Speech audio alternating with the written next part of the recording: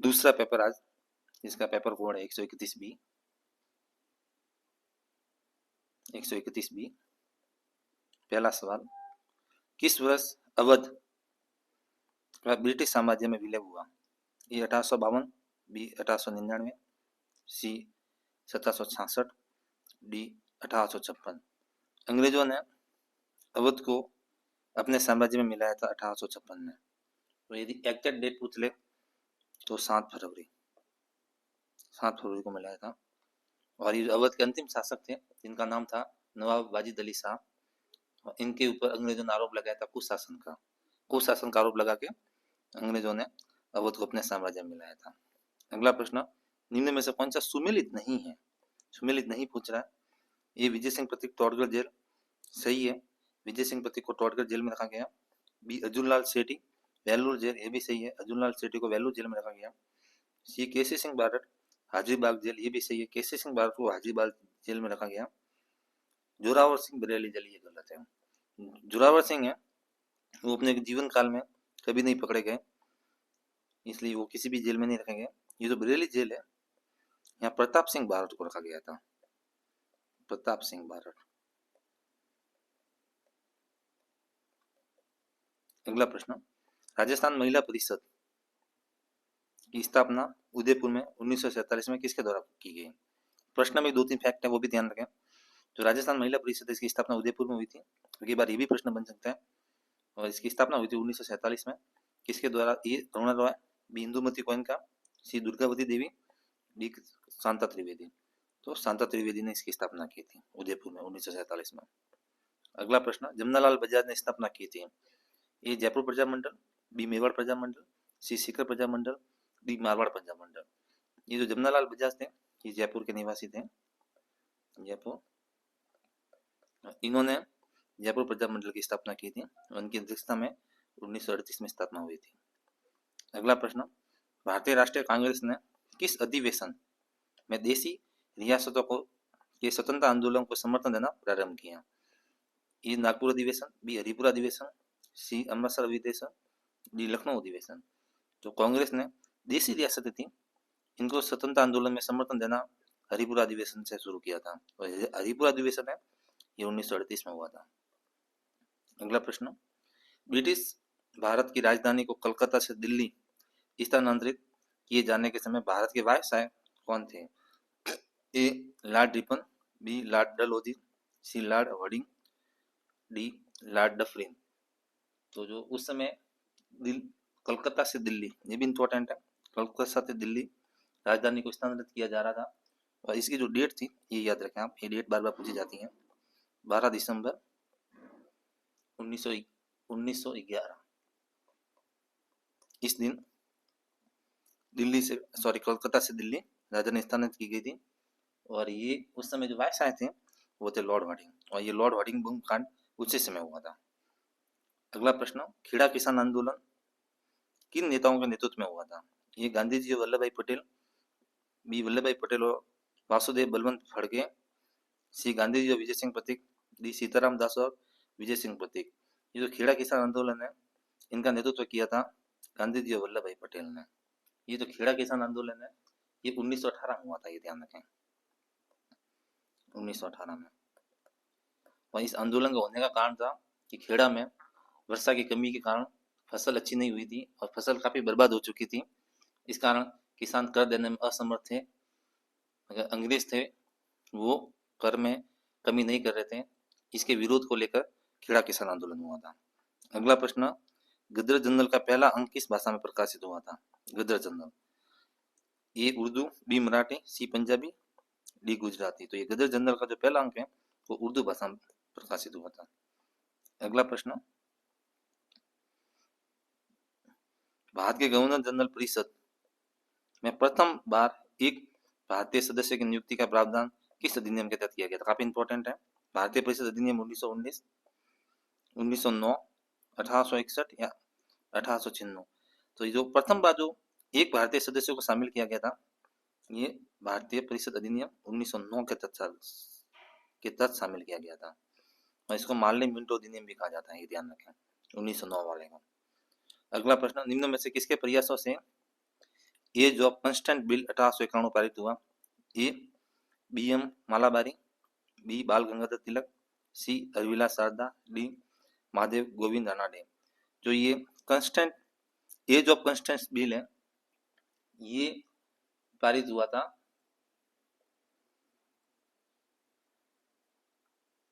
BM. Mahalwari, ये ध्यान रखें, इनके प्रयास से हुआ था और ये आयु से संबंधित था, विवाह की आयु से संबंधित था।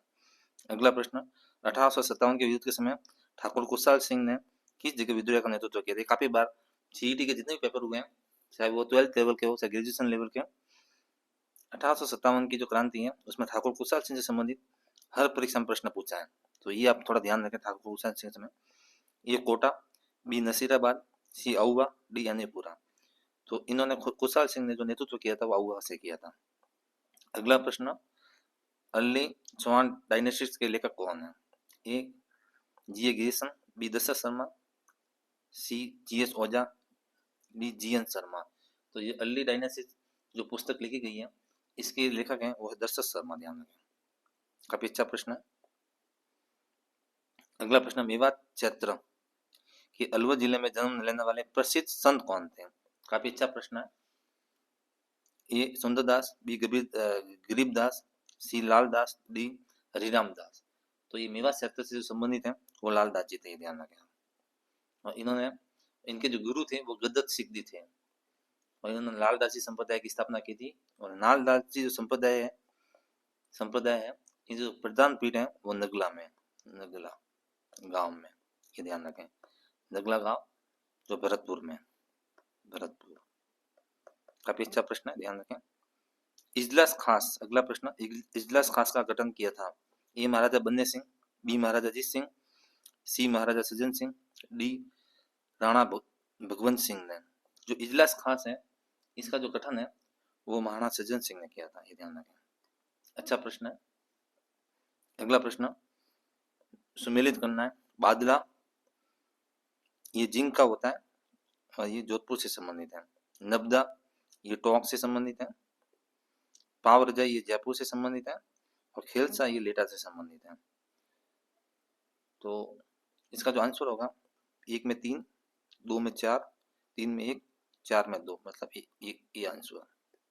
अगला प्रश्न, मारवाड़ के किस शासक ने मुगलों की अधीनता स्वीकार नहीं की? काफी अच्छा प्रश्न है। ए उदय सिंह, बी अजीत सिंह, सी रावचंद्र सेन, डी राव अमर सिंह। मुगलों की जो अधीनता स्वीकार नहीं की थी उसका नाम था रावचंद्र सेन और इसको महाराणा प्रताप का पथ प्रदर्शक भी कहा जाता है और इसको इतिहास में भूला बिसरा शासक के नाम से भी जाना गया है।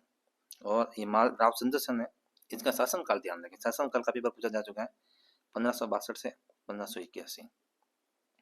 अगला प्रश्न, सीताराम लालस का संबंध है? सीताराम लालस ये राजस्थानी नृत्य से, बी राजस्थानी शब्दकोश से, सी राजस्थानी लोक जीवन से, डी राजस्थानी लोक कला से। ये जो सीताराम लालस है इनका जो संबंध है वो राजस्थानी शब्दकोश से है, ये ध्यान रखें, राजस्थानी शब्दकोश से। और ये जो सीताराम लालस है इनका जन्म है वो सिरवाड़ी गांव में हुआ था, सिरवाड़ी गांव, और ये सिरवाड़ी गांव है ये बाड़मेर में, ध्यान रखें, बाड़मेर। काफी अच्छा प्रश्न है। अगला प्रश्न, जैसलमेर के भाटी राजवंश की कुल देवी कौन है? ए लटियाल माता, बी कनोटिया माता, सी आवरी माता, डी स्वांगिया माता। तो जैसलमेर के जो भाटी राजवंश की कुल देवी हैं ये ध्यान रखें, ये भी काफी बार प्रश्न पूछा जा चुका है कि जैसलमेर में किस राजवंश का शासक था? तो भाटी राजवंश का था, ये ध्यान रखें। और इनकी जो कुल देवी हो स्वांगिया माता है। ये जो स्वांगिया माता है इनका जो नाम है एक अन्य नाम भी हो आवड़ माता, आवड़ माता, ये भी ध्यान रखें। और ये वेरी इंपॉर्टेंट एक और फैक्ट बता रहा हूं मैं यहाँ, इनको पालम चिड़िया भी कहा जाता है, पालम चिड़िया, मतलब इसको चुगन चिड़ी, दूसरा नाम है चुगन चिड़ी, ये भी कहा जाता है, वेरी वेरी इंपॉर्टेंट। अगला प्रश्न, बूंदी रियासत के अंतिम आधिकारिक शासक कौन थे? ए महाराव राजा राम सिंह, बी महाराव राजा बहादुर सिंह, सी महाराव राजा रघुवीर सिंह, डी महाराव राजा ईश्वर सिंह।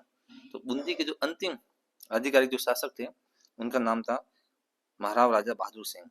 इनका जो शासनकाल था 1945 से 1948 रहा था। अगला प्रश्न, हरिदेव जोशी पत्रकारिता एवं जनसंचार विश्वविद्यालय कहाँ स्थित है? काफी अच्छा प्रश्न है। ए बांसवाड़ा, बी उदयपुर, सी जयपुर और डी अलवर। तो जो हरिदेव जोशी पत्रकारिता और जनसंचार विश्वविद्यालय ये जयपुर में स्थित है, ध्यान रखें, जयपुर। अगला प्रश्न, बेंगती गांव फलोदी में किस लोक देवता का मुख्य मंदिर है? काफी अच्छा प्रश्न है।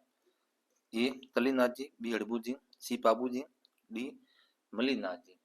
तो ये बेगंती गांव है फलोदी, ये हड़बू जी का स्थान है, मंदिर है, ध्यान रखें।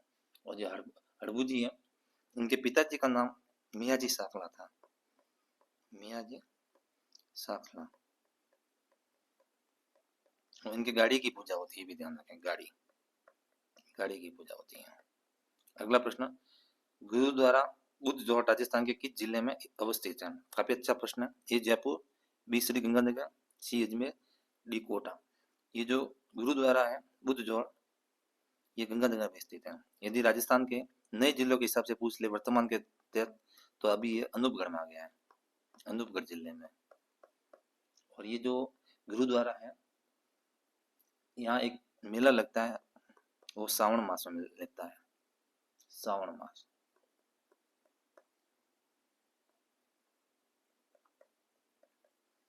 अगला प्रश्न, भीलों द्वारा लड़की के विवाह के समय घर की दीवार पर बनाए जाने वाले लोक देवी के चित्र को क्या कहा जाता है? काफी बार प्रश्न पूछा जा चुका है, इंपॉर्टेंट प्रश्न है।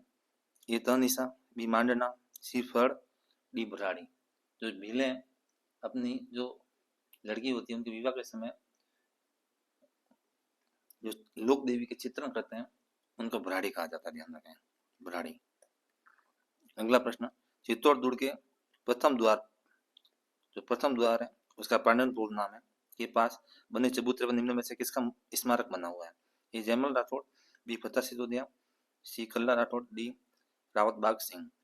तो चित्तौड़ का जो प्रथम दरवाजा है उसको पांडलपुर कहते हैं, और यहाँ पर रावत बाग सिंह का स्मारक बना हुआ है। अगला प्रश्न सुमेलित करना है, गोविंद, नाथा, मंडन और कुंभा, और इनकी कृतियां दे रखी हैं। तो जो ये गोविंद है इसकी कृति हुए द्वार दीपिका, नाता है इसकी कृति है वास्तु मंजरी, मंडन है इसकी कृति है देव मूर्ति प्रकरण, और कुंभा है इसकी कृति है संगीत राज। तो एक में 2, बी में 3, सी में 1 और डी में 4, ये आंसर। अगला प्रश्न, लोक कथा देवनारायण जी के फड़ के गायन में कौन सा वाद्य यंत्र का प्रयोग किया जाता है? काफी अच्छा प्रश्न है। ए मंजीरा, बी संग, सी जंतर, डी खड़ताल। तो जो ये देवनारायण जी के फड़ है इसमें जंतर वाद्य यंत्र का प्रयोग किया जाता है, ये ध्यान रखें।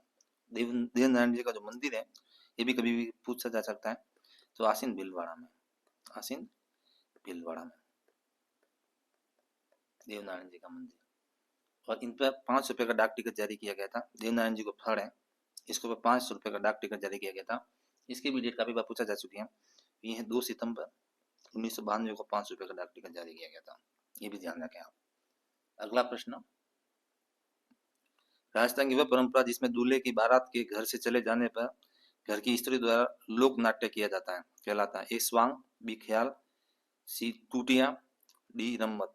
टूटिया कहलाता है। टूटिया का मतलब ये है जैसे दूल्हे की बारात घर से चली गई, जो पीछे महिलाएं बसती हैं वो एक नकली विवाह का आयोजन करती है, जिसमें एक महिला दूल्हा और एक महिला दुल्हन बनती है, और एक नकली विवाह का आयोजन किया जाता है, उससे दूल्हा और दुल्हन पर कोई भी विपत्ति ना आए और सुकुशल विवाह करके घर लौटे, इसलिए टूटिया किया जाता है, जिसको टूटिया कहा जाता है।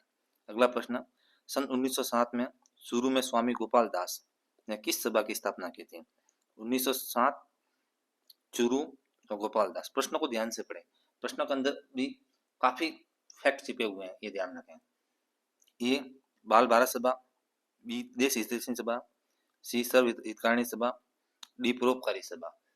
गोपाल दास ने सर्व हितकारी सभा की स्थापना की थी, ध्यान रखें, 1907 में। अगला प्रश्न, कवि एवं चित्रकार नागरीदास के रूप में कौन प्रसिद्ध था? ये भी काफी बार प्रश्न पूछा जा चुका है नागरीदास का। ए कृष्णदेव, बी राजा सावंत सिंह, सी वृंदावन दास, डी राणा कुंभा। तो इसका जो सही आंसर होगा नागरी दास के रूप में प्रसिद्ध हुआ था वो था राजा सावंत दास, सॉरी राजा सावंत सिंह। अगला प्रश्न, जयदयाल सोनी और सेठराम संबंधित हैं। ए तुरा कलंक के ख्याल से, बी जयपुरी ख्याल से, सी शेखावटी ख्याल से, डी हिलक ख्याल से। तो ये जो संबंधित हैं वो तुरा कलंक के ख्याल से, जयदयाल सोनी और सेठराम ये दोनों तुरा कलंक के ख्याल से संबंधित हैं।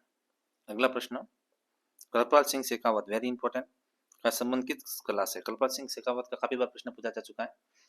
ए थेवा कला, बी कुंदन कला, सी टेराकोटा, डी ब्लू पॉटरी। कृपाल सिंह शेखावत है, इनका संबंध है वो है ब्लू पॉटरी से, ये ध्यान रखें, ब्लू पॉटरी। अगला प्रश्न, निम्न में से कौन सा युद्ध सही सम्मिलित नहीं है? हाथोली का युद्ध 1517 में हुआ, सही है। खानवा का युद्ध 1527 में हुआ, ये भी सही है। शामिल का युद्ध 1562, ये गलत है। गिरी सम्मेल का जो युद्ध हुआ था वो 1544 में हुआ था, और एग्जैक्ट डेट पूछ ले तो जनवरी 1544। हरमाड़ा का युद्ध 1557 हुआ था, ये भी सही है। अगला प्रश्न, निम्न में से किस पुरातात्विक स्थल से यूनानी शासक मिलांडर की मुद्रा प्राप्त हुई? ये भी काफी बार प्रश्न पूछा जा चुका है। ये बालाथल, बी गणेश्वर, सी बैराट, डी आहाड़। जो ये मिलांडर की मुद्रा प्राप्त हुई है ये बैराट से प्राप्त हुई है, ये ध्यान रखें। टोटल यहाँ बैराट से मुद्रा प्राप्त हुई थी वो 36 मुद्रा प्राप्त हुई थी, जिसमें 36 मुद्रा में से 8 चांदी की पंचमार्क मुद्रा थी, ध्यान रखें 8, और 28 थी वो इंडो ग्रीक की मुद्रा थी, और इन 28 में से 16 है वो मिलांडर की मुद्राएं थी, ध्यान रखें। और यहाँ से अशोक का स्तंभ भी मिला है बैराट से, ये भी ध्यान रखें। अगला प्रश्न, फतुहात ए आलमगीरी के लेखक कौन है? अच्छा प्रश्न है। फतुहात ए आलमगीरी, ए फिरोज शाह तुगलक, बी ईश्वर दास नगर, सी औरंगजेब, डी दारा सिकोह। तो ये फतुहा ए आलमगीरी के जो लेखक हैं तो ईश्वर दास नागर है, ये ध्यान रखें, ईश्वर दास नागर। अगला प्रश्न, राजस्थान स्कूल आर्ट की स्थापना किसने की? ए सवाई जयसिंह, बी महाराजा सवाई राम सिंह द्वितीय, सी मान सिंह प्रथम, डी मिर्जा राजा जयसिंह। तो राजस्थान स्कूल ऑफ आर्ट की स्थापना है वो की थी महाराजा सवाई राम सिंह द्वितीय ने, ये ध्यान रखें। अगला प्रश्न, पंजाब के मैदानी इलाकों से मानसून पीछे हटने लगता है। ए मध्य जुलाई से, बी मध्य अक्टूबर में, सी मध्य सितंबर में, डी दिसंबर में। ये जो मानसून पीछे हटने लगता है पंजाब के इसके मैदानी इलाकों से हुए मध्य सितंबर में। अगला प्रश्न, भारत का प्रधान देशांतर निम्न में से किस राज्य से नहीं गुजरता है? अच्छा प्रश्न है। ये उत्तर प्रदेश, बी मध्य प्रदेश, सी छत्तीसगढ़, डी तमिलनाडु। जो भारत का देशांतर है वो तमिलनाडु से नहीं गुजरता, ये ध्यान रखें। भारत का देशांतर 5 राज्यों से होकर गुजरता है, उत्तर प्रदेश, मध्य प्रदेश, छत्तीसगढ़, ओडिशा और आंध्र प्रदेश से। और ये जो प्रधान देशांतर है इसको 82 डिग्री 30 सेकंड भी कहा जाता है, ये ध्यान रखें। अगला प्रश्न, निम्न में से कौन सा सुमेलित नहीं है? नहीं पूछ रहा है। मैग्रो सॉवर्स तमिलनाडु, ये सही है। शेरी ब्लोमस कर्नाटक, ये भी सही है। नॉर्वेस्ट पश्चिम बंगाल, ये भी सही है। बारदोली चीड़ा ये केरल, ये गलत है। बारदोली चीड़ा है ये असम व बंगाल से संबंधित है, असम व पश्चिम बंगाल, वेस्ट बंगाल। ये चक्रवात वाली बारिश से उनके नाम है मैग्रो सॉवर्स, शेरी ब्लोमस, नॉर्वेस्ट और बारदोली चीड़ा। अगला प्रश्न, कोयला क्षेत्र के पास स्थित 2 इस्पात उद्योग केंद्र हैं। ए भद्रावती, बी बोकारो, सी जमशेदपुर, डी सेलम।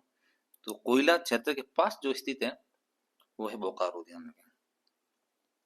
और इसकी जो स्थापना है बोकारो की 1964 में की गई थी रूस के संयोग से, ये ध्यान रखें, काफी इंपॉर्टेंट है। अगला प्रश्न, निम्न में से कौन सा फसल उत्पादक राज्य सही सुमेलित नहीं है? चावल पश्चिम बंगाल, चावल है वो पश्चिम बंगाल में सही है। गेहूं वो सर्वाधिक उत्तर प्रदेश में होता है। जूट है वो सर्वाधिक असम में होती है। चाय है ये गुजरात में नहीं होती है। चाय जो है वो असम में होती है, असम और केरल। गुजरात में सर्वाधिक मूंगफली होती है, ध्यान रखें। अगला प्रश्न, कैलाश श्रृंखला हिस्सा है। ये महान हिमालय का, बी लघु हिमालय का, सी शिवालिक का, डी ट्रांस हिमालय का। तो ये कैलाश पर्वत है ये ट्रांस हिमालय का हिस्सा है, ध्यान रखें। अगला प्रश्न, धूमिल तेंदुआ राष्ट्रीय उद्यान किस राज्य में स्थित है? ए मध्य प्रदेश, बी त्रिपुरा, सी असम, डी हिमाचल प्रदेश। जो धूमिल है तेंदुआ राष्ट्रीय उद्यान ये त्रिपुरा में स्थित है, ध्यान रखें, त्रिपुरा। और इसकी जो स्थापना है वो 2007 में की गई थी, 2007। अगला प्रश्न, सुंदरी एवं मैंग्रोव वन पाए जाते हैं, वेरी वेरी इंपॉर्टेंट। ये अर्धशुष्क वनों में, बी ज्वारीय वनों में, सी उष्णकटिबंधीय और डी मानसूनी वनों में, और सॉरी सी है वो उष्णकटिबंधीय सदाबहार वनों में, और डी है वो मानसूनी वनों में। तो ये सुंदरी एवं मैंग्रोव वन है, ये पाए जाते हैं ज्वारीय वनों में, ध्यान रखें। इसका आंसर होगा ज्वारीय वन। अगला प्रश्न, मध्य प्रदेश के बालघाट, मध्य प्रदेश का बालघाट, छिंदवाड़ा और झाबुआ जिले निम्न में से किस खनिज के उत्पादन के लिए प्रसिद्ध हैं या जाने जाते हैं? ए तांबा, बी मैग्नीज, सी अभ्रक, डी बॉक्साइट।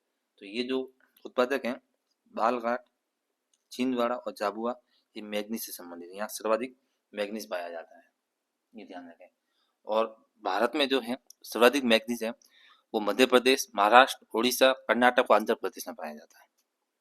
और राजस्थान में पूछ ले तो बांसवाड़ा में। अगला प्रश्न, निम्नलिखित में से कौन सी झील राज्य से सम्मिलित नहीं है? लोनार झील महाराष्ट्र, सही है, लोनार झील महाराष्ट्र में। चिल्का झील उड़ीसा में, ये भी सही है। भीमताल उत्तराखंड में, ये भी सही है। पुलिकट कर्नाटक, पुलिकट है झील है, ये कर्नाटक में नहीं है, ये ध्यान रखें। पुलिकट झील है ये कर्नाटक में नहीं है। ये जो पुलिकट झील है ये आंध्र प्रदेश और तमिलनाडु के बीच में, ध्यान रखें, आंध्र प्रदेश और तमिलनाडु के बीच में है, तमिलनाडु के बीच में। अगला प्रश्न, जनगणना 2011 के अनुसार राजस्थान में जनसंख्या की 10 की वृद्धि दर क्या थी? A 32.97, B 28.44, D 28.41, sorry C 28.41, D 21.31। 2011 की जो जनगणना की 10 की वृद्धि थी दर थी वो 21.31 थी, ये ध्यान रखें। अगला प्रश्न, निम्न में से कौन सा लिफ्ट नहर लाभावती जिला सुमेलित नहीं है? अच्छा प्रश्न है।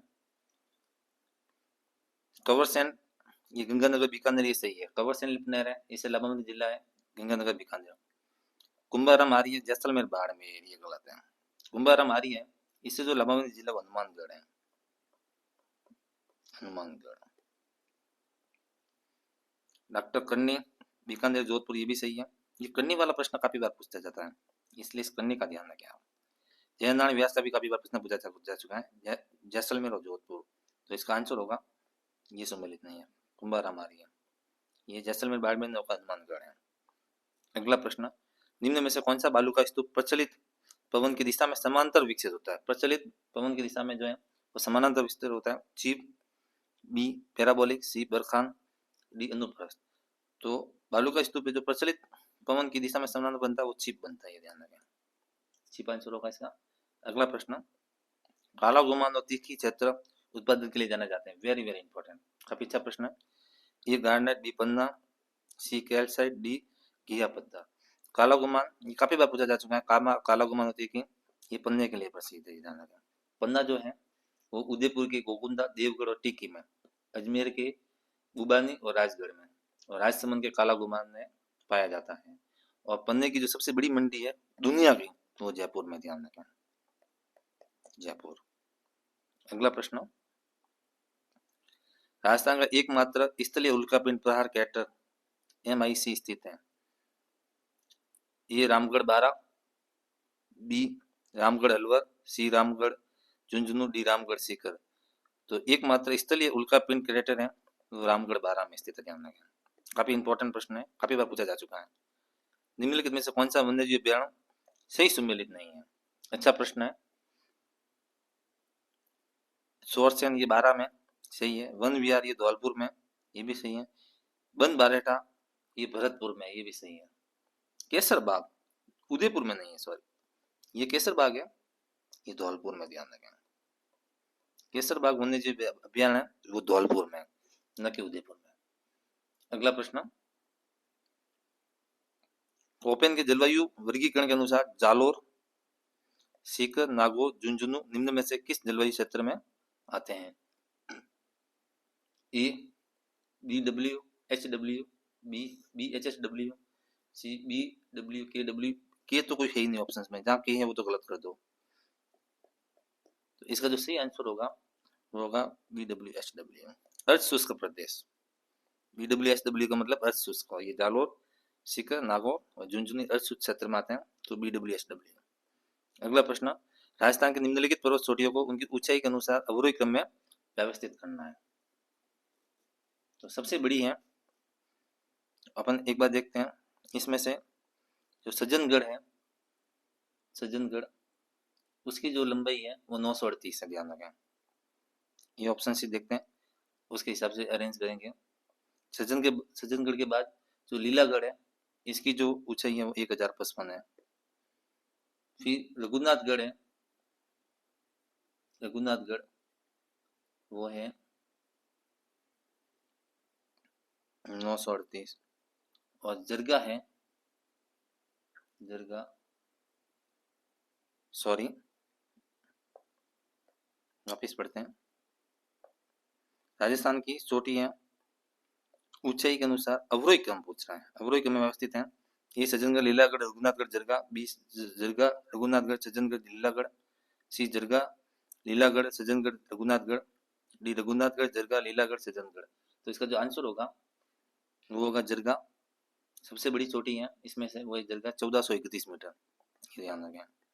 उसके बाद है रघुनाथगढ़, रघुनाथगढ़ की जो लंबाई है वो 1055 मीटर है। उसके बाद है सज्जनगढ़, सज्जनगढ़ की जो लंबाई है वो 938 मीटर है। उसके बाद है लीलागढ़, लीलागढ़ की जो लंबाई है वो 874 है, ये ध्यान रखें। अगला प्रश्न, मानसून 2021 के दौरान किस जिले में असामान्य वर्षा 60% ज्यादा दर्ज की गई? बांसवाड़ा, सीकर, चूरू, बाड़मेर। ये उस समय के करंट का प्रश्न है, इतना ज्यादा इंपॉर्टेंट नहीं है। इसका आंसर शुरू होगा। अल्पी सॉल्ट मृदा पाई जाती है, अल्पी सॉल्ट मृदा जिसको जलोढ़ मिट्टी कहा जाता है, और ये उप आर्द्र क्षेत्र में पाई जाती है, उप आर्द्र क्षेत्र में पाई जाती है। ये जयपुर, दौसा, अलवर, बी कोटा, बारा, बूंदी, सी सिरोही, पाली, डी जैसलमेर और बाड़मेर। तो जो ये अल्पी सॉल्ट मृदा है ये पाई जाती है उप आर्द्र मतलब जयपुर, दौसा, अलवर में पाई जाती है, ध्यान रखें। इसके अलावा पूछ ले, जयपुर, दौसा, अलवर के अलावा तो ये टोंक में भी पाई जाती है, सवाई माधोपुर में पाई जाती है, भीलवाड़ा में पाई जाती है, चित्तौड़, बांसवाड़ा, राजसमंद, उदयपुर, डूंगरपुर, बूंदी, कोटा और झालावाड़ में पाई जाती है, और बारह। अगला प्रश्न, निम्न में से किस जिले में अधिकतम आरक्षित वन क्षेत्र है? ए सिरोही, बी उदयपुर, सी करौली, डी बारा। तो आरक्षित वन क्षेत्र सर्वाधिक है वो उदयपुर में, ध्यान रखें। और जो आरक्षित वन क्षेत्र है ये कुल वनों का 37.05% है, ध्यान रखें। अच्छा प्रश्न है, दूध येलो किस फसल की उन्नत किस्म है? दूध येलो, एक गन्ना, बी चना, सी गेहूं, डी मूंगफली। दूध येलो है ये चने की किस्म, ध्यान रखें, चना। और चने के उत्पादन में जो राजस्थान का स्थान है वो तीसरा स्थान है, ध्यान रखें। भारत में तीसरा स्थान रखता है राजस्थान। और यदि राजस्थान में सर्वाधिक चना पूछ ले तो बीकानेर में होता है, बीकानेर। अच्छा प्रश्न है, चने की एक और है किस्म, वो है पूसा 2085, जो काबुली चना होता है, ये काबुली चना। ये दो ही किस्म है, एक तो दूध येलो, एक पूसा 2085। अब की बार ये भी पूछा जा सकता है पूसा 2085 क्या है, प्रश्न कुछ भी आ सकता है, ध्यान रखें। जनगणना 2011 के अनुसार राजस्थान के किन जिलों का अनुसूचित जनजाति जिले के कुल जनसंख्या के प्रतिशत में कम, सबसे कम पाई जाती है, यानी सबसे कम जो एसटी है वो कहाँ है? बीकानेर, अजमेर, नागौर, चूरू, बीकानेर, नागौर, चूरू और गंगानगर। तो इसका सही आंसर होगा सबसे कम जो प्रतिशत के रूप में एससी है, एसटी सॉरी है, वो बीकानेर और नागौर में, बीकानेर, नागौर। अगला प्रश्न, निम्न में से कौन सा जिला राजस्थान का अधिकतम फेल्सपार उत्पादक है? काफी बार प्रश्न पूछा जा चुका है। ये अजमेर, बी नागौर, सी पाली, डी राजसमंद। सर्वाधिक फेल्सपार है वो अजमेर में उत्पादित होता है, ध्यान रखें, सर्वाधिक फेल्सपार। और जो देश का कुल फेल्सपार है उसका 60% राजस्थान में उत्पादित होता है, ध्यान रखें। देश के कुल फेल्सपार का 60% उत्पादित होता है और फेल्सपार के मामले में राजस्थान देश में प्रथम स्थान पर है। और फेल्सपार अजमेर के अलावा ब्यावर, अलवर, भीलवाड़ा और पाली में भी उत्पादित होता है। अगला प्रश्न, निम्नलिखित नदियों में से अध्यारोपित नदी का उदाहरण है? ए घग्गर, बी माही, सी बनास और डी जाखम। अध्यारोपित नदी का जो उदाहरण है वो बनास नदी है, ध्यान रखें।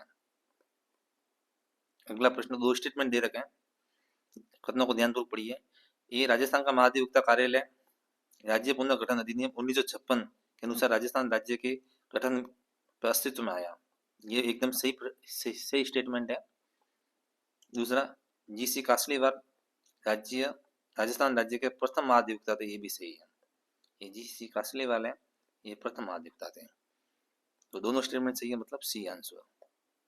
अगला प्रश्न, राजस्थान विधानसभा का सदस्य रहे बिना कोई व्यक्ति कितने महीने तक राजस्थान में राज्य मंत्री पद पर रह सकता है? चाहे वो राजस्थान में हो, चाहे भारत लेवल यानी संसद का हो, चाहे विधानसभा का हो, वो बिना शपथ लिए वो 6 महीने तक अपने पद पर रह सकता है। अधिकतम अवधि 6 महीने, 6 महीने तक उसको शपथ लेनी होगी। अगला प्रश्न, आपातकालीन प्रावधानों के अनुसार के बारे में निम्न में कौन सा कथन सत्य नहीं है? सत्य नहीं है पूछ रहा है। अनुच्छेद 352 के तहत आपातकाल मंत्रिमंडल की लिखित सहमति का आधार पर ही लिया जा सकता है। वेरी वेरी इंपॉर्टेंट, तो अच्छा प्रश्न है। आपातकाल का जो उल्लेख है वो अनुच्छेद 352 में है, और राष्ट्रपति तभी आपातकाल लगाएगा जब मंत्रिमंडल लिखित सहमति देगा, ये ध्यान रखें। मंत्रिमंडल की लिखित सहमति के बिना राष्ट्रपति आपातकाल नहीं लगा सकता, तो ये स्टेटमेंट सही है। दूसरा, राष्ट्रपति शासन किसी राज्य में अधिकतम 3 वर्षों तक लागू रह सकता है, ये भी सही है। अधिकतम अवधि है वो 3 वर्ष है राष्ट्रपति शासन की, और न्यूनतम है वो 6 माह है। राष्ट्रपति शासन राजस्थान में 4 बार लागू हुआ, ये भी सही है। 42वां संविधान संशोधन द्वारा संविधान में सशस्त्र विद्रोह शब्द जोड़ा गया, ये गलत है। सशस्त्र विद्रोह ये 44 में जोड़ा गया था, ना कि 42 में, तो इसका आंसर होगा डी। अगला प्रश्न, अटल सेवा केंद्र को नया नाम दिया गया है। जन सुविधा केंद्र, ग्राम सुविधा केंद्र, ग्राम विकास केंद्र, राजीव गांधी सेवा केंद्र। अटल सेवा केंद्र का नया नाम रखा था राजीव गांधी सेवा केंद्र, ये ध्यान रखें, राजीव गांधी सेवा केंद्र। अगला प्रश्न, वर्तमान में राजस्थान के उच्च न्यायालय में न्यायाधीशों की संख्या कितनी है? 30, 40, 50 या 60? 50 है। एक मुख्य न्यायाधीश और 49 अन्य न्यायाधीश, ये अधिकतम संख्या है, ये ध्यान रखें। राजस्थान सरकार ने विधायक क्षेत्र विकास योजना 2021-22 में विधायक निधि बढ़ाकर कर दी गई है, ये वेरी इंपॉर्टेंट, ध्यान रखें। 21-22 से पहले तो थी 2.5 करोड़ रुपए, 2.5 करोड़, 21-22 में बढ़ाकर 5 करोड़ कर दी गई है, ध्यान रखें। इन 5 करोड़ में 20% तो SC ST पर खर्च करना होगा, इनके विकास पर खर्च करना होगा, और 20% वहाँ की मूलभूत जो आवश्यकता है उसके विकास के लिए खर्च करना होगा। आप इच्छा प्रश्न का ध्यान रखें, 5 करोड़ आंसर होगा इसका। राजस्थान उच्च न्यायालय के मुख्य न्यायाधीश बनने से पहले जस्टिस पंकज मित्तल कहाँ के मुख्य न्यायाधीश थे? ये करंट से संबंधित प्रश्न है, इतना इंपॉर्टेंट नहीं है। इसका जो आंसर होगा वो जम्मू कश्मीर उच्च न्यायालय का। निम्न में से गलत युग्म विधानसभा सदस्य यानी राज्य की विधानसभा दे रखी है, उनके सदस्य दे रखे हैं, किसमें कितने सदस्य हैं? मणिपुर, यहाँ विधानसभा में 60 सदस्य सही है। मेघालय 50, ये गलत है। मेघालय में भी 60 सदस्य, ध्यान रखें, मेघालय में भी 60 है। मिजोरम में 40 है और सिक्किम में 32 है, तो ये ध्यान रखें। इसका जो आंसर होगा वो मेघालय, 50 की जगह 60। ये सदस्य संख्या बाकी भी ध्यान रखें आप। अगला प्रश्न, निम्न में से कौन सा कथन गलत है? अच्छा प्रश्न है। ये संविधान के भाग 6 में अनुच्छेद 152 से अनुच्छेद 237 शामिल, ये सही है। जो छठा भाग है इसमें 152 से लेकर 237 तक की धारा है। बी, भाग 6 मुख्य रूप से राज्य सरकार पर केंद्रित है, ये भी सही है। भाग 6 मुख्य रूप से राज्य सरकार पर केंद्रित है। सी, भाग 6 आगे 6 अध्यायों में विभक्त है, ये भी सही है। डी, भाग 7 है ये केंद्र शासित प्रदेशों से संबंधित, ये गलत है, केंद्र शासित प्रदेशों से संबंधित नहीं है। भाग जो 7 है वो केंद्र शासित प्रदेशों से संबंधित नहीं है। ये पहले था, इसको 7वां संविधान संशोधन 1956, 7वां संविधान संशोधन 1956 के तहत इसको पूर्णतः रद्द कर दिया गया है, निरस्त कर दिया गया है, इसलिए अभी वर्तमान में नहीं है भाग 7। अगला प्रश्न, कौन सा अनुच्छेद नागरिकों के लिए एक समान सिविल संहिता उपबंधन करता है? Very very important. Common civil code वर्तमान में भी काफी चर्चा में, हो सकता है दोबारा प्रश्न बन जाए। तो कॉमन सिविल कोड का जो उल्लेख है वो अनुच्छेद 44 में ध्यान रखें। अगला प्रश्न, भारत में पहली बार संपत्ति कर कब पेश किया गया था? अच्छा प्रश्न है। भारत में जो संपत्ति कर है वो पहली बार कब पेश किया गया था? 1991, 1948, 1976, 1957। तो भारत में जो संपत्ति कर है वो सबसे पहले 1957 में पेश किया गया था, ध्यान रखें। अगला प्रश्न, राष्ट्रीय आय लेखा का पूर्वानुमान आधार वर्ष है। ये CSO 2005 से बदलकर 2011-12 किया, CSO 2004-5 से बदलकर 11-12 किया है, RBI 1999-2000 से बदलकर 2004-5 किया, RBI 2005-4-5 से बदलकर 2011-12 किया। राष्ट्रीय आय का जो लेखा है, यानी राष्ट्रीय आय की जो गणना है वो CSO करता है, ये ध्यान रखें, CSO। और CSO ने आधार वर्ष जो पहले था वो 2004-5 था, उसको बदलकर 2011-12 किया। और ये कब किया? तो ये किया था 2015 में, ध्यान रखें। तो इसका आंसर होगा E, 72 नंबर। एग्जैक्ट डेट पूछ ले तो 30 जुलाई 2015 को किया था CSO ने। हो सकता है आपकी बार ये प्रश्न बन जाए, राष्ट्रीय आय का लेखा कौन करता है? तो CSO करता है, central statistics organisation, full form है इसकी। अगला प्रश्न, 11वीं पंचवर्षीय योजना में मूल अवधारणा क्या थी? यानी 11वीं पंचवर्षीय योजना का थीम क्या थी?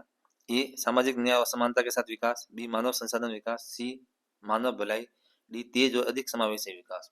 तो जो इसकी जो मूल अवधारणा थी वो थी तेज एवं अधिक समावेशी विकास। 11वीं पंचवर्षीय योजना इसकी अवधि थी वो थी 2007 से 2012, 2007 से 2012। अगला प्रश्न, निम्न में से कौन एकीकृत भुगतान इंटरफेस यूपीआई की फुल फॉर्म है? ये ध्यान रखना, अभी हाल ही में एग्जाम हुआ था एसओ का, स्टैटिक ऑफिसर में, उसमें भी यूपीआई का फॉर्म पूछी गई थी फुल फॉर्म। तो इसका फुल फॉर्म होती है यूनिफाइड पेमेंट इंटरफेस। ये वेरी वेरी इंपॉर्टेंट, ध्यान रखें, यूनिफाइड पेमेंट इंटरफेस। अब प्रश्न वापस प्रश्न पे आते हैं। लागू करने का सबसे संभावित परिणाम है, ए एफडीआई प्रभाव में भारी वृद्धि होगी, बी ऑनलाइन भुगतान के लिए मोबाइल वॉलेट की जरूरत नहीं होगी, सी गरीबों को सब्सिडी का सीधा हस्तांतरण बहुत कारगर होगा, डी लगभग 2 दशकों में डिजिटल मुद्रा पूरी तरह से भौतिक मुद्रा की जगह ले लेगी। तो इसका जो सही आंसर है वो है यूपीआई है। इसका मेन मकसद है वो ऑनलाइन भुगतान के लिए मोबाइल वॉलेट की अब जरूरत नहीं होगी। अब आपको मोबाइल में वॉलेट रखने की जरूरत नहीं है, यूपीआई से आप सीधा पेमेंट कर सकते हैं। और इसकी फुल फॉर्म वापस बता रहा हूँ, ध्यान रखना इंपॉर्टेंट है, यूनिफाइड पेमेंट इंटरफेस। अगला प्रश्न, आय की असमानता को मापा जा सकता है, ए लॉरेंज वक्र, बी गिनी गुणांक, सी गरीबी रेखा, डी सापेक्ष गरीबी। आय की जो असमानता है एक तो लॉरेंज वक्र से मापा जाता है, ये गिनी गुणांक से मापा जाता है। गरीबी रेखा ऐसा कुछ नहीं होता, ये गरीबी रेखा ये बीपीएल से संबंधित होती है, इससे कोई असमानता का माप नहीं किया जाता। सापेक्ष गरीबी इससे किया जाता है, सापेक्ष गरीबी में तुलना की जाती है। तो 1, 2 और 4, 1, 2, 4 मतलब सी आंसर। अगला प्रश्न, निम्न में से पीली क्रांति किससे संबंधित नहीं है? ये ध्यान रखें, ए तिल, बी सरसों, सी चना, डी खाद्य तेल।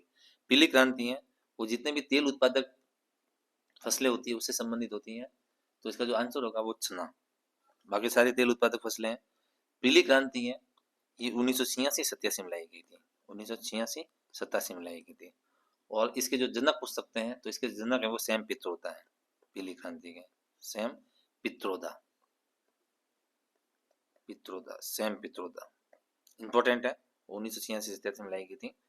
अगला प्रश्न, निम्न में से कौन सा राज्य भारत में कृषि आय कर लगाने वाला पहला राज्य था? ऐसा कौन सा राज्य था जिसने पहली बार कृषि पर आय लगाई थी, कर लगाया था, सॉरी। ए मध्य प्रदेश, बी महाराष्ट्र, सी पश्चिम बंगाल, डी बिहार। बिहार राज्य था जिसने सबसे पहले कृषि पर कर लगाया था। अगला प्रश्न, निम्न में से कौन सा कर भारतीय संविधान की राज्य सूची के अंतर्गत आता है? 3 सूचियां होती हैं, ये ध्यान रखें आप। एक होती है केंद्र सूची, दूसरी होती है राज्य सूची, एक और तीसरी होती है समवर्ती सूची। तो ये जो पूछ रहा है कि इसमें से कौन से कर हैं जो राज्यों को अधिकार है लगाने का। स्टाम्प शुल्क, स्टैम्प शुल्क है, ये केंद्र का अधिकार है। कस्टम ड्यूटी ये भी केंद्र द्वारा लगाई जाती है, केंद्र की सूची में शामिल है। लग्जरी टैक्स ये राज्य लगाता है, और मनोरंजन इंटरटेनमेंट टैक्स ये भी राज्य लगाता है। तो 3 और 4 मतलब ये आंसर। अगला प्रश्न, निम्न में से कौन सा ई कॉमर्स के 3 चरण में से शामिल नहीं माना जाता? ई कॉमर्स के 3 चरण है, कौन सा नहीं है? ए पुनः खोज ये है, बी भूमंडलीकरण, सॉरी सी भूमंडलीकरण ये भी है, और डी व्यवसायीकरण ये भी है। संरक्षण है, इसका ई कॉमर्स से कोई लेना देना नहीं है, ये ध्यान रखें। संरक्षण का मतलब होता है किसी वस्तु को उसके वर्तमान स्वरूप में सहेज कर रखना और उसके बदलने नहीं देना, ये मतलब होता है संरक्षण का। इसका ई कॉमर्स से कोई मतलब नहीं है। अगला प्रश्न, 15वें वित्त आयोग ने सिफारिश की कि राज्यों की वर्टिकल हिस्सेदारी होगी 21-22 से 25-26। एक तरफ तो 15वें वित्त आयोग की अवधि दे रखी है, और दूसरी तरफ राज्यों को कितना मिलना चाहिए इस वो दे रखा है। तो 15वां वित्त आयोग था, उसकी जो अवधि थी वो 21-22 से 25-26 थी, और इसकी जो हिस्सेदारी तय की गई थी 15वें वित्त आयोग में राज्यों को, वो की गई 41%, मतलब ये आंसर। अगला प्रश्न, गेहूं एवं दलहन पर राष्ट्रीय खाद्य सुरक्षा mission very very important NFSM Rajasthan में किस वर्ष प्रारंभ किया गया? ये 2006, 7, 7, 8, 8, 9, 9, 10। तो ये राजस्थान में जो शुरू किया गया था वो 2007-8 में शुरू किया गया था, ध्यान रखें, वेरी इंपॉर्टेंट। अगला प्रश्न, सुमेलित करना है, एक तरफ उद्योग है, एक तरफ इनका स्थान है। तो स्टेट केमिकल वर्क्स ये डीडवाना में, हाईटेक ग्लास फैक्ट्री ये धौलपुर में, मेवाड़ शुगर मिल ये भोपाल सागर में, और जेके सीमेंट वर्क्स ये है निम्बाहेड़ा में। मतलब 1, 2, 3, 4, 1, 2, 3, 4 मतलब सी आंसर। अगला प्रश्न,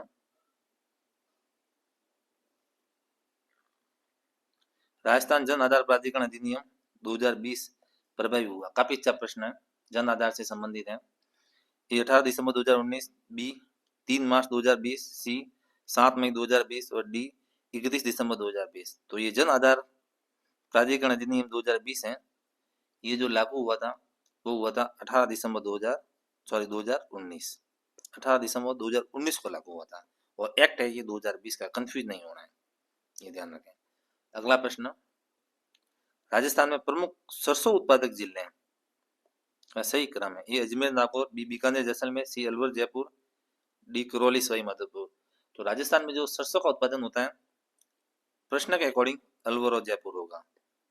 इसके अलावा जो सरसों उत्पादक है वो भरतपुर में भी होता है, डीग में भी होता है, करौली, अलवर, खैरदल, तिजारा, सवाई माधोपुर, टोंक, जयपुर ग्रामीण आदि में भी सरसों का उत्पादन होता है। सरसों से संबंधित है एक फैक्ट स्टेटमेंट है, वो है राष्ट्रीय सरसों अनुसंधान केंद्र, राष्ट्रीय सरसों अनुसंधान केंद्र। ये काफी बार प्रश्न पूछा जा चुका है, अनुसंधान केंद्र। इसकी जो स्थापना है वो की गई थी 20 अक्टूबर 1993, ये ध्यान रखें, और ये सेवर भरतपुर में है, सेवर भरतपुर में। सरसों की जो किस्में हैं, दो किस्में सरसों की, ध्यान रखें। एक तो राधिका किस्म भी पूछी जा सकती है, एक तो राधिका ये सरसों की किस्म है, एक वज्रराज, ये भी सरसों की किस्म है। अगला प्रश्न, राजस्थान के सकल राज्य मूल्य वर्धन के आधार पर 2011-12 यानी स्थिर कीमतों पर 2021-22 के अग्रिम अनुमान कृषि उसका क्षेत्र से संबंधित है। काफी अच्छा प्रश्न है, ये उस समय का है, तो उस समय 28.85% रही थी। अगला प्रश्न, राजस्थान के लिए जल जीवन मिशन योजना में केंद्र और राज्य की सहभागिता क्रमशः है 75-25, 50-50, 25-75, 80-20। तो इसमें जो भागीदारी है जल जीवन मिशन में वो 50-50 है, ये ध्यान रखें। और जो ये जल जीवन मिशन है ये अगस्त 2019 में शुरू किया गया था, ध्यान रखें, जल जीवन मिशन अगस्त 2019। और इसका मुख्य उद्देश्य है वो 2024 तक नल के पानी के कनेक्शन के माध्यम से प्रत्येक ग्रामीण क्षेत्र में पीने योग्य पानी का कितनी बीघे पानी को उपलब्ध करवाना। अगला प्रश्न, किस वर्ष राजस्थान की पहली हस्तशिल्प नीति जारी की गई थी? पहली हस्तशिल्प नीति 2019, 2018, 2022 या 2021? तो जो पहली हस्तशिल्प नीति है वो 2022 को जारी की गई थी। एग्जैक्ट डेट पूछ ले तो 17 सितंबर 2022 को हस्तशिल्प नीति और 17 सितंबर 2022 को एमएसएमई नीति, एमएसएमई ये भी 17 सितंबर 2022 को जारी की गई थी। दोनों नीतियां एक साथ जारी की गई थी, ये ध्यान रखें। अगला प्रश्न, industrial park rating system IPRS report 2.0 के अनुसार राजस्थान में कितने पार्कों को लीडर के रूप में दर्जा दिया गया है? 11, 14, 17 या 20? तो उस समय का ये करंट अफेयर्स का सवाल है, उस समय 17 लीडरों को पार्क का दर्जा दिया गया था। अगला प्रश्न, निम्न में से कौन सा सिंचाई परियोजना जिला सम्मिलित नहीं है? काफी अच्छा प्रश्न है। पांचना ये करौली से संबंधित है, सही है। मानसी वाकल ये डूंगरपुर, मानसी वाकल है ये डूंगरपुर से संबंधित नहीं है, ये उदयपुर से है। पोराई ये चित्तौड़गढ़ से सही है। कूड़ा ये बूंदी से सही है। मानसी वाकल जो परियोजना है इसका एक फैक्ट है, एक तो उदयपुर से संबंधित है, उसका जो पेयजल है पानी वो 70 और 30 अनुपात में बांटा गया है। 70 ये उदयपुर को प्राप्त होगा पीने के लिए और 30 है ये हिंदुस्तान जिंक लिमिटेड को मिलेगा। हिंदुस्तान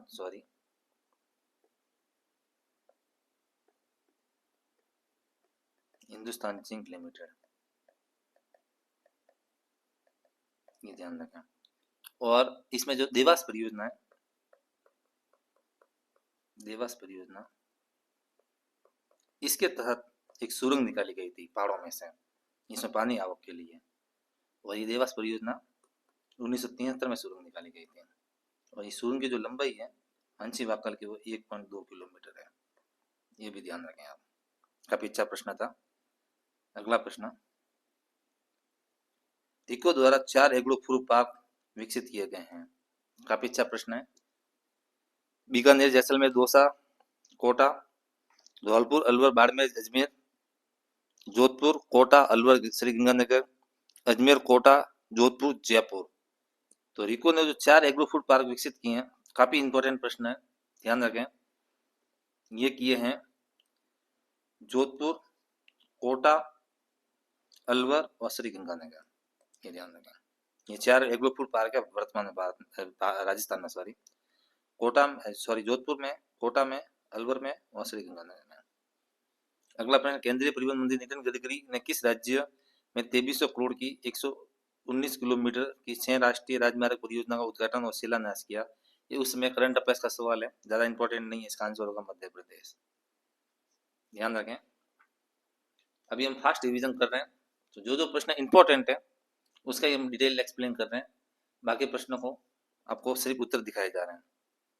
अगला प्रश्न, केंद्रीय मंत्री मुख्तार अब्बास नकवी ने किस शहर में जुलाई 2022 में 5वें ग्लोबल फिल्म टूरिज्म कॉन्क्लेव का उद्घाटन किया? 5वां ग्लोबल फिल्म कॉन्क्लेव जो है इसका जो उद्घाटन है वो मुंबई में किया गया था, ध्यान रखें। ये भी ग्रहण का था उस समय का।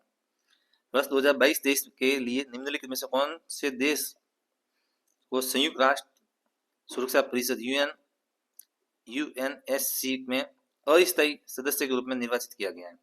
ए इथोपिया, बी पाकिस्तान, सी भारत, डी गैबोन।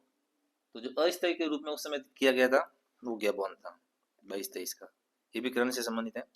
राजस्थान के 6वें वित्त आयोग के अध्यक्ष कौन है? Very very important. राजस्थान का जो 6वां वित्त आयोग है इसका अध्यक्ष कौन है? ए के गोयल, बी डॉक्टर ज्योति किरण, सी प्रबुद्धन सिंह, डी मानिक चंद सुराणा। तो इसके 6वें वित्त आयोग के अध्यक्ष है वो प्रबुद्धन सिंह। ये काफी इंपॉर्टेंट है, ध्यान रखें, काफी बार प्रश्न पूछा जा चुका है। और 6वां वित्त आयोग है वो गठित किया गया 13 अप्रैल 2021 को। और 2 सदस्य भी हैं, क्या पता आपकी बात सदस्य पूछ लें, आपकी बात उस समय अध्यक्ष पूछा था, आपकी बात सदस्य पूछ लें। तो 2 सदस्य, एक अशोक लाहोटी,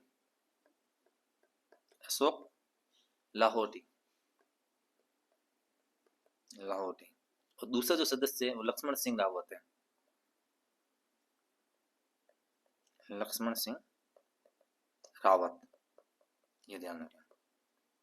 अगला प्रश्न, राजस्थान के बजट 21-22 में इंदिरा गांधी शहरी क्रेडिट कार्ड योजना में कितनी राशि तक ब्याज मुक्त ऋण उपलब्ध करवाने की घोषणा की गई है? काफी अच्छा प्रश्न है। तो ये जो इंदिरा गांधी शहरी क्रेडिट कार्ड योजना, इसमें 20,000, 50,000, 17,000, 1,00,000, 50,000 का ब्याज मुक्त ऋण दिया जाता है। 50,000 तक के कोई ब्याज नहीं लिया जाएगा। ये इंदिरा गांधी शहरी क्रेडिट कार्ड जो योजना है, इसको लागू कब किया गया था? डेट इंपॉर्टेंट है। तो इंदिरा गांधी शहरी क्रेडिट कार्ड योजना है, इसको लागू किया गया था 6 अगस्त 2021 को लागू किया गया था, ध्यान रखें। और ये अनौपचारिक क्षेत्रों से जुड़े नागरिकों से संबंधित है जो बेरोजगार है, और जो ऋण की अवधि होगी ये 50,000 रुपये होगी, या तो 12 माह या 18 माह, 12 माह या 18 माह भुगतान करना होगा किस्तों में। अगला प्रश्न, कैप्टिव एनिमल स्पॉन्सरशिप स्कीम का उद्देश्य है? ये भी उस समय का करण से संबंधित था। तो सीधा आंसर लेंगे हम, जैविक उद्यानों के वन्य जीव को आम जन संस्था आदि को गोद लेना, ये इसका उद्देश्य था। अगला प्रश्न, प्लेनेट डी की यात्रा सूची, प्लेनेट डी की यात्रा सूची the 16 most romantic citizen on earth में राजस्थान के किस शहर को 2022 में शामिल किया गया? ये भी उस समय के करंट अफेयर से संबंधित प्रश्न था। तो ये उदयपुर को शामिल किया गया। डीआरडीओ ने भारतीय नौसेना में सोनार प्रणाली के लिए परीक्षण मूल्यांकन सुविधा किस शहर में शुरू की है? ये भी करंट से संबंधित प्रश्न था। तो इसका आंसर होगा कोच्चि में। अगला प्रश्न, राजस्थान के निम्नलिखित में से किसे जनवरी 2022 में प्रधानमंत्री राष्ट्रीय बाल पुरस्कार से सम्मानित किया गया है? ये भी करंट से संबंधित प्रश्न था। तो इसका आंसर होगा गौरी महेश्वरी, गौरी महेश्वरी, ये ध्यान रखें। अगला प्रश्न, और ये ध्यान रखें कि इसमें एक इंपॉर्टेंट फैक्टर है, प्रधानमंत्री राष्ट्रीय बाल पुरस्कार है, इसमें 1 लाख की राशि दी जाती है नकद। 1 लाख की राशि का इनाम दिया जाता है, इनाम, वो भी नकद। मई 2022 में बंगाल की खाड़ी में आए चक्रवाती तूफान का नाम क्या था? सीधा आंसर देखेंगे, आसानी। एक फाइल सिस्टम में खाली जगह वर्तमान निर्देशिका से पथ को परिभाषित किया जाता है। रूट डायरेक्टरी, रिलेटिव नाम पथ, virtual path name, absolute path name. तो इसका जो सही आंसर होगा वो होगा रिलेटिव पाथ नेम, ये ध्यान रखें आप। तो रिलेटिव पाथ नेम होता है कोई ये करंट डायरेक्टरी या प्रोजेक्ट वर्किंग डायरेक्टरी के नाम से भी जाना जाता है, ये ध्यान रखें। अगला प्रश्न, सूचना संचार के सभी पहलुओं को नियंत्रित करने के लिए नियमों का समूह कहलाता है। ये भी काफी बार प्रश्न पूछा जा चुका है। Server, internet protocol, OSI model. तो इसको प्रोटोकॉल कहा जाता है। ये प्रोटोकॉल चुनाव से संबंधित भी होता है। कभी कभी आपने सुना होगा जब चुनाव के प्रचार शुरू होता है तो उस समय जो प्रत्याशी होते हैं कभी कभी प्रोटोकॉल का पालन नहीं करते। प्रोटोकॉल का मतलब होता है एक नियमों की सूची जिसको आपको पालन करना होता है, आप उनका उल्लंघन नहीं कर सकते। यदि आप उल्लंघन करते हैं तो उस पर आप पर जुर्माना लगाया जाता है। तो दूरसंचार में भी जितनी भी कंपनियां हैं दूरसंचार से संबंधित, उनके लिए भी प्रोटोकॉल निर्धारित किए गए हैं। उस प्रोटोकॉल के दायरे के अंदर रहकर इनको काम करना पड़ता है।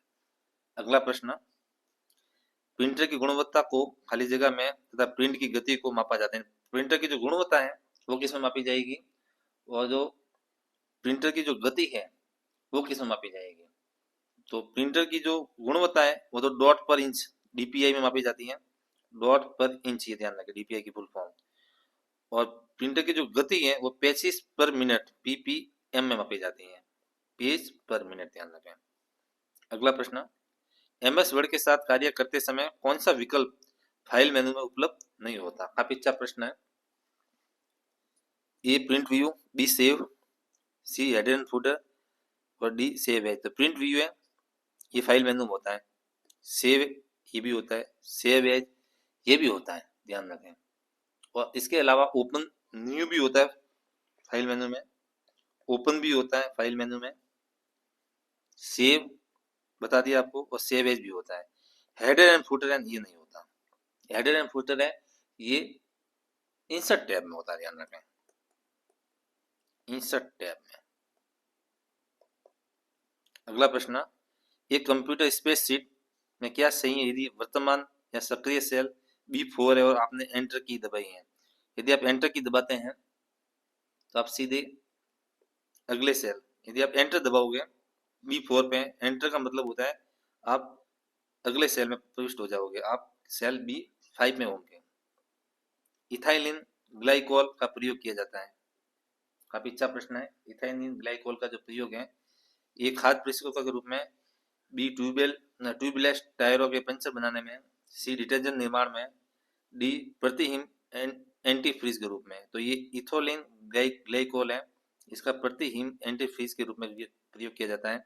ये वहाँ किया जाता है जहाँ बर्फीले स्थान होते हैं, जहाँ बर्फ बहुत गिरती है, वहाँ ये गाड़ियों के इंजन में काम में लिया जाता है ताकि गाड़ी का इंजन है वो जमा ना हो।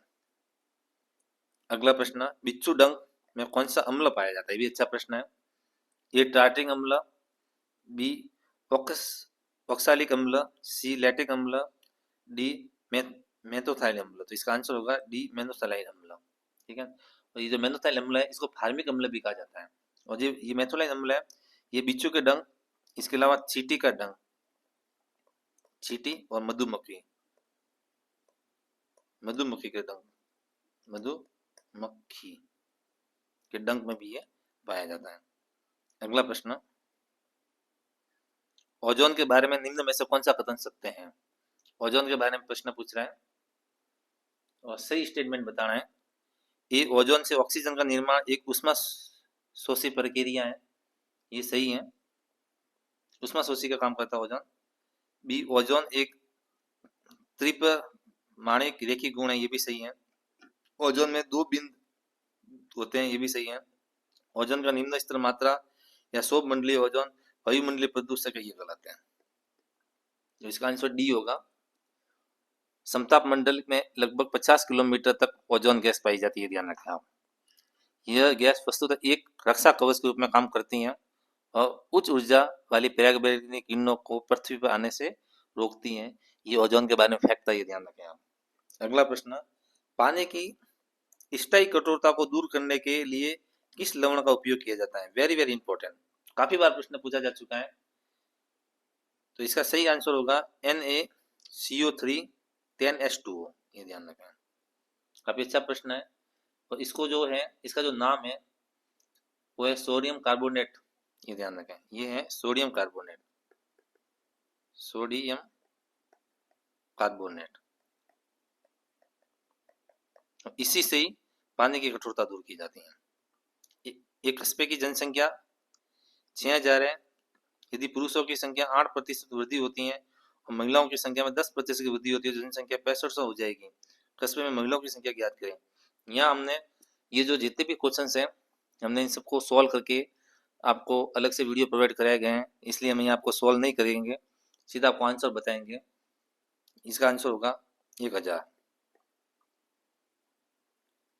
अगला प्रश्न, 4 संख्या दी गई हैं, प्रथम 3 संख्याओं का औसत 15 और अंतिम 3 संख्या का औसत 16 है। प्रथम 3 संख्या का औसत 15 है और अंतिम 3 संख्या का औसत 16 है। यदि अंतिम संख्या 19 हो तो प्रथम संख्या किसके बराबर होगी? 14, 15, 16, 17। तो इसका जो आंसर होगा वो होगा 16 के बराबर होगी। दो समबाहु त्रिभुजों के क्षेत्रफल का अनुपात 36:5 है, तो उनके परिमाप का अनुपात क्या होगा? तो इसके जो परिमाप का अनुपात होगा वो होगा 6:5। दिए गए चित्र का पानी में प्रतिबिंब, इसका जो पानी में प्रतिबिंब देखना है, पानी में जो प्रतिबिंब बनता है वो उल्टा बनता है, ये ध्यान रखें। तो ये जो उल्टा बनेगा वो ये बनेगा। इसकी एक शॉर्ट ट्रिक भी है, आप कुछ ना करें, पानी में या कांच में जो मिरर होता है उसमें आप देखते हैं उल्टा प्रतिबिंब होता है, तो इसको आप ऐसे गहराई कर लें और इसको आप फिर पेज उल्टा करके देख लें तो इसका प्रतिबिंब आपको दिख जाएगा। तो बी आंसर होगा इसका। अगला प्रश्न, यदि 9 + 7 = 58, 3 + 11 124, तो 13 + 5 किसके बराबर होंगे? 13 प्लस जो 5 है वो बराबर होंगे 38 के, ध्यान रखें। सरल ब्याज पर एक राशि 4 वर्ष में 1120 और 5 वर्ष में 1200 रुपये हो जाती है तो मूलधन बराबर होगा, मूलधन जो बराबर होगा वो होगा 800 के बराबर। यहाँ हम सीधा आंसर बताएंगे, फास्ट रिविजन कर रहे हैं। एक राशि 3550 x, y और z में इस प्रकार विभाजित की जाती है कि x के हिस्से में 3 गुना y के हिस्से में 5 गुना और z के हिस्से में 7 गुना है, तो x का हिस्सा किसके बराबर होगा? x का जो हिस्सा है वो 1750 का होगा। निम्न चित्रों में से कौन सा चित्र क्रिकेट खिलाड़ी, टेनिस प्रशंसक और विद्यार्थियों के बीच में संबंध को दर्शाता है?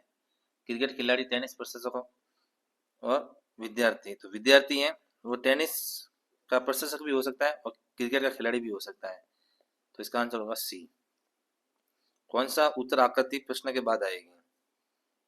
तो इसका जो आंसर होगा 124 का वो होगा डी। निम्न चित्र में लुप्त संख्या ज्ञात कीजिए। लुप्त संख्या ज्ञात करनी है।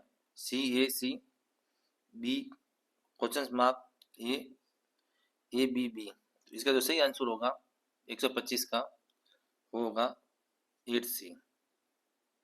यहाँ आपको सिर्फ और सिर्फ उत्तर दिखाएंगे, सॉल्व नहीं करवाएंगे। फर्स्ट डिवीजन हो रहा है, ये हमने सारे सॉल्यूशन करके वीडियो पहले से डाल रखा है। यदि आप पूरा सॉल्यूशन देखना चाहते हैं तो हमारे चैनल पे इनके वीडियो अवेलेबल है, आप देख सकते हैं। अगला प्रश्न, अनीता भावेश की पत्नी व चंचल अनीता की बहन है। दिनेश चंचल का पिता है जबकि रमेश दिनेश का पुत्र है। रमेश का भावेश से क्या संबंध होगा? रमेश का जो भावेश से संबंध है वो साला का होगा, ध्यान रखें। 5 विद्यार्थी ABCD और E एक पंक्ति में बैठे हैं। DE के दाईं ओर, BE के बाईं ओर, लेकिन A के दाईं ओर है, D और C के दाईं ओर है। सबसे बाईं ओर कौन बैठा है? 127 का जो आंसर होगा वो होगा ए बैठा है। रिक्त स्थान के बाद क्या आएगा? रिक्त स्थान है तो आप ध्यान दें, 1, 4, 3, 8, 7, 12, 16 और 21। तो 4 से 8, 4 बढ़ गए, फिर 4 बढ़ गए, फिर 4 बढ़ गए, 4 प्लस हो रहे हैं। ये यहाँ कितने बढ़ गए? 2 बढ़ गए, फिर यहाँ 4 बढ़ गए, तो यहाँ 8 बढ़ जाएंगे, मतलब 7 और 8, इसका आंसर होगा 15। ध्यान दें इसका, सॉरी 4 और 8 नहीं, 15 नहीं होगा इसका आंसर। इसका आंसर होगा 13। अगला प्रश्न, एक अच्छा झगड़ालू बनने के लिए एक आदमी को बुद्धिमान होना चाहिए। अच्छे झगड़ालू बातों में उबाऊ होते हैं। सभी बुद्धिमान व्यक्ति उबाऊ होते हैं, सभी बुद्धिमान व्यक्ति अच्छे झगड़ालू होते हैं। 129 का जो आंसर होगा वो होगा सी। न तो फर्स्ट और न सेकंड अनुसरण करता है। किसी कूट भाषा में यदि गॉड शब्द का 78, ग्रेट का 255, गिफ्ट का सही उत्तर होगा, तो गिफ्ट का जो सही उत्तर होगा वो होगा 168। संधि विषयक संगत विकल्प का चयन कीजिए। कौन सी संधि विषयक है उसका चयन करना है। वी प्लस इक्षण विक्षण, वधु प्लस उक्ति वधुक्ति, अभि प्लस आगत अभ्यागत, मात्र प्लस उपदेश मात्र उपदेश। तो इसका सही आंसर होगा वो मात्र प्लस उपदेश मात्र उपदेश। असंगत विकल्प सुनिए।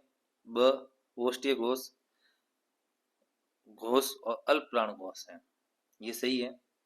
यह तालव्य अल्प प्राण घोष है, ये भी सही है। स है वो अल्प प्राण मूर्धन्य अघोष है, ये गलत है। और ई है वो अग्र स्वन अवर्तित मुखी है, ये भी सही है। अगला प्रश्न, जिसका पालन दूसरे ने किया हो, इसके लिए वाक्यांश के लिए एक शब्द क्या होगा?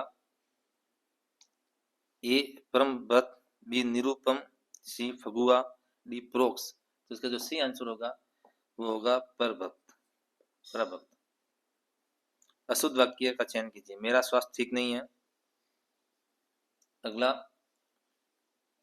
इस समय मेरी आयु 40 वर्ष है। सी सुंदर ओढ़ कर आओ, डी पुस्तक में छीन मत लगाओ। तो इससे जो संबंधित है ये संज्ञा, सर्वनाम, विश्लेषण, लिंग, वचन, काल, कारक संबंधित अशुद्धियां है। तो इसमें सही आंसर जो अशुद्ध है वो 2 ऑप्शंस थे, इसलिए अधीनस्थ बोर्ड ने इसको डिलीट कर दिया प्रश्न को। अगला प्रश्न, कौन सा शब्द क्रमधारय समास का उदाहरण नहीं है? तीर्थवेग ये क्रमधारय है, शुभावसर ये भी है, सदाचार ये भी है, आत्ममग्न ये क्रमधारय समास नहीं है, ध्यान रखें। आत्ममग्न है ये क्रमधारय समास नहीं है, ये तत्पुरुष समास, ध्यान रखें। आत्ममग्न है अधिकरण तत्पुरुष है, अधिकरण तत्पुरुष।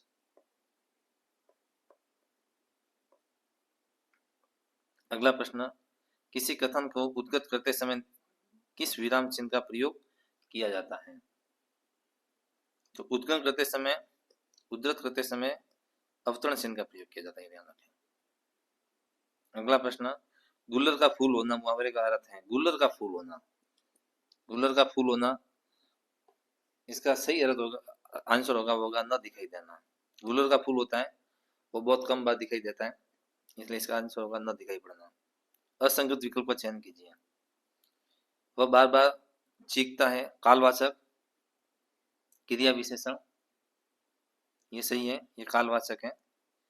राम ऊपर कमरे में, स्थानवाचक जी, क्योंकि ऊपर कमरे, कमरा स्थान है इसलिए स्थानवाचक ये सही है। रमा तेज दौड़ती है, रीतिवाचक क्रिया विशेषण, ये भी सही है।